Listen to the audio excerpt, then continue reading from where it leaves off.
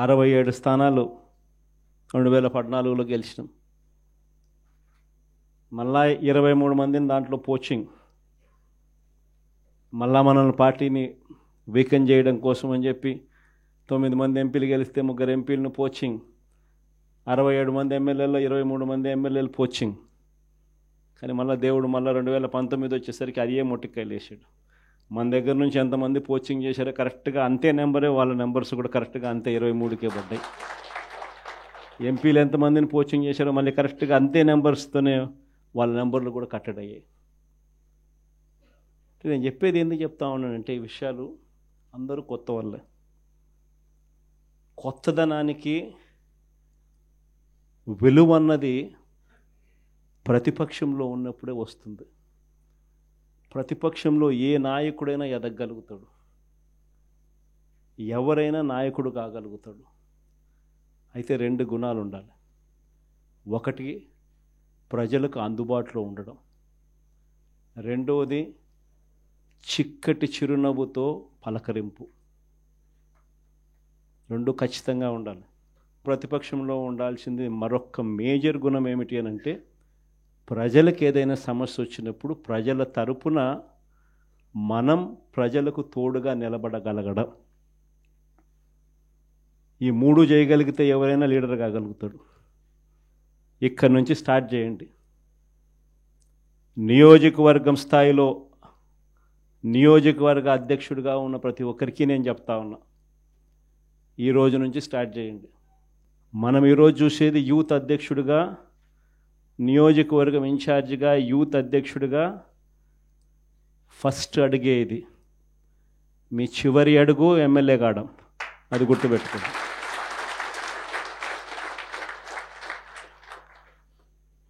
ఎదగడం మీ చేతుల్లో ఉంది, మిమ్మల్ని పెంచడం నా చేతుల్లో ఉంది.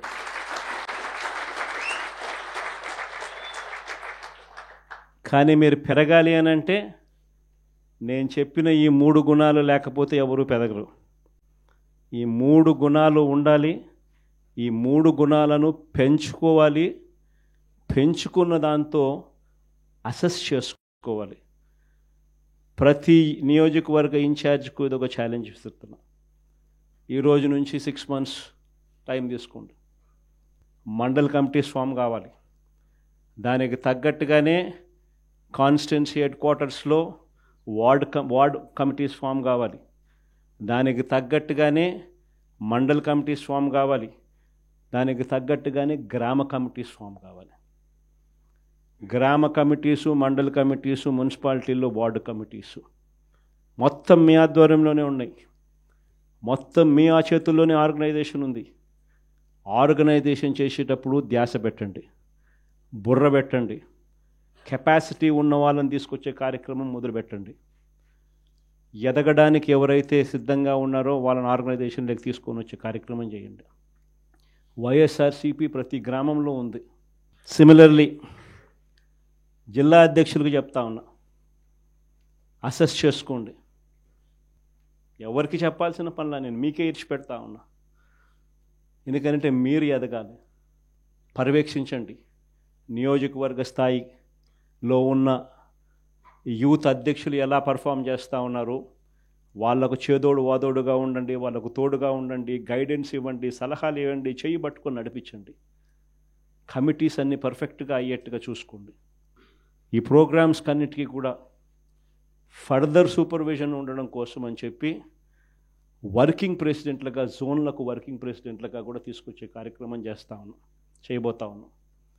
వర్కింగ్ ప్రెసిడెంట్లుగా వచ్చే వాళ్ళను యంగ్ ఎమ్మెల్యేలు ఎవరైతే ఆల్రెడీ మన పార్టీలో ఉండి నేను ఎలక్షన్లో ఓడిపోయిన పరిస్థితుల్లో ఉన్న యంగ్స్టర్సు, యంగ్ ఎమ్మెల్యేలు ఎవరైతే ఉండారో, ఆర్గనైజేషన్ తెలిసిన వాళ్ళు, ఆర్గనైజేషన్ పరంగా మిమ్మల్ని సరిగ్గా గైడ్ చేయగలిగిన వాళ్ళు, మిమ్మల్ని కూడా తోడుగా మీకు నిలబడగలిగిన వాళ్ళు.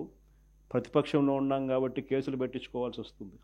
కేసులు పెట్టించుకునేటప్పుడు మీకు అండగా తోడుగా కేసులు పెట్టించుకున్నా పర్వాలేదు, ఈ రకంగా కేసులు పెట్టినా కూడా ఈ రకంగా దాన్ని మనం మెనూవర్ చేయొచ్చు, ఈ రకంగా వ్యవస్థలన్నీ మనకు తోడుగా ఉంటాయి.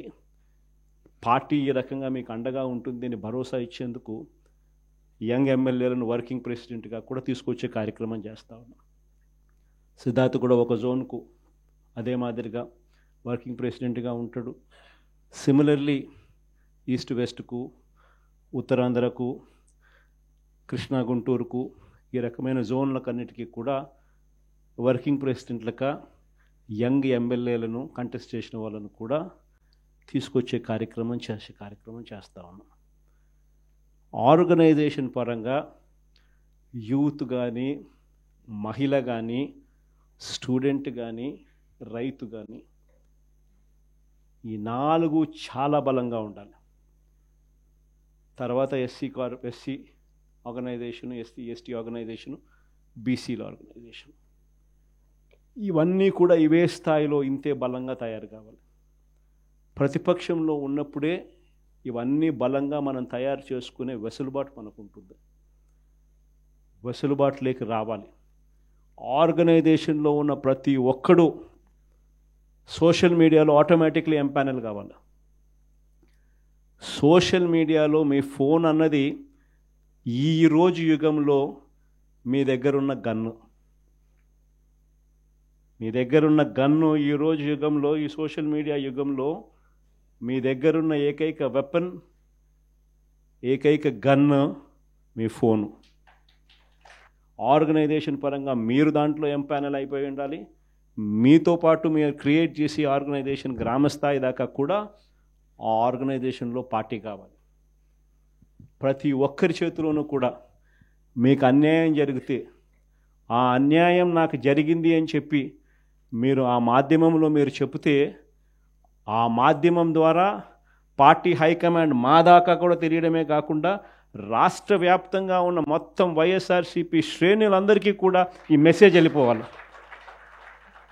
ఎవరికి ఎక్కడ ఏ అన్యాయం జరిగినా కూడా మొత్తం పార్టీ తనకు తోడుగా నిలబడే కార్యక్రమం జరగాలి. ఇది విజన్. నా జిల్లా ప్రోగ్రాములు కూడా మళ్ళీ ఉంటాయి. నా ప్రోగ్రాంతో పాటు చివరిలో నా పాదయాత్ర కూడా ఎట్టగో జరుగుతుంది.